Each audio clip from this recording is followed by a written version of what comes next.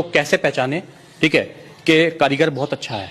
अच्छे कारीगर की सबसे पहली क्वालिटी मैं आपको बता देता हूँ। अच्छे कारीगर की सबसे पहली क्वालिटी होती है, देखो, एक तो रेट में बिल्कुल कॉम्प्रोमाइज करेगा नहीं, रेट सस्ते नहीं पकड़ेगा, अच्छे रेट लेगा, जेन्युइन रेट लेगा।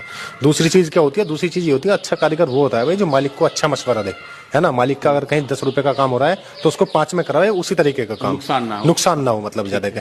वो अच्छे कारीगर की पहचान होती है। देखो शक्ल देख के तो आप पहचान नहीं सकते, काम देख के ही पता लगता है कि अच्छा काम है। तो मैं ये कहना चाहूंगा, देखो ऑडियंस से भी, जब भी आप काम दो किसी को अपना, तो पहले भाई उसका काम देख लो, है ना, उसका काम कैसा है। देखो काम ही बोलता है कि अच्छा है या घटिया है, काम ही बताता है।